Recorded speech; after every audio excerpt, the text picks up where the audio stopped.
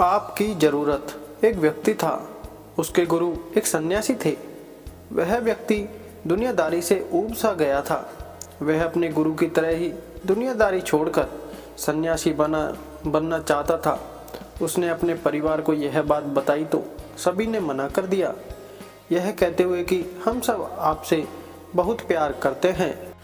फिर उसने अपने गुरु को यह बात बताई, परंतु साथ ही कहा कि उनका घर परिवार, बच्चे और पत्नी उसे संन्यास लेने नहीं दे रहे हैं, क्योंकि वह मुझसे बेहद प्यार करते हैं।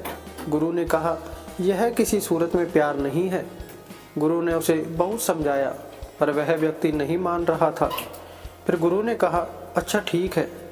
गुरुजी उस व्यक्ति को मठ ले गए। इसके बाद गुरु ने उसे योग विद्या सिखाई, जिससे वह अपनी सांसें रोककर मुर्दे जैसी अवस्था में घंटों तक रह सकता था। यह सब सिखाने के बाद गुरु ने उसे एक योजना बताई और उसे घर भेज दिया। दूसरे दिन वह व्यक्ति अपने घर पर मुर्दा पाया गया। परिवार के सारे लोग इकट्ठे हो गए। सभी रो रहे थे, विलाप कर रहे थे। वहीं उसकी पत्नी सबसे ज्यादा दुखी हो रही थी। पूरे घर में कोहराम मच गया था। सभी की आंखें नम थी। वह व्यक्ति मुर्दा अवस्था में था, मगर योग अभ्यास से आसपास के माहौल को महसूस कर सकता था और सुन सकता था। उसे बड़ा सुकून मिला कि उसका परिवार उसे कितना प्यार करते हैं। अंततः उसने संन्यास का इरादा त्यागने का फैसला कर लिया। कुछ ही देर बाद उस व्यक्ति के गुरु वहां पहुंचे। गुरु ने सभी को शांत किया और अपने शिष्य के पड़े शव को देखा। कुछ देर शव को देखने के बाद उसके परिवार वालों को कहा, इस सब में जान फूंका जा सकता है। इस व्यक्ति को मैं अपनी विद्या से जिंदा कर सकता हूँ। यह बात सुनकर घर के सभी लोग बहुत खुश हो गए। सभी को एक उम्मीद की किरण नजर आ रही थी। फिर सभी ने उस सन्यासी से कहा, तो आप यह काम जल्द से जल्द करिए। इस पर उस सन्यासी ने कहा, एक समस्या है।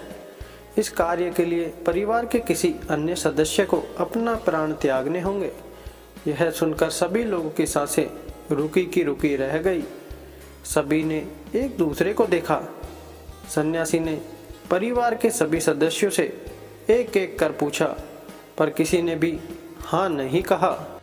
सभी ने अपनी जान की जरूरत बताई और अपनी जिम्मेदारी भी।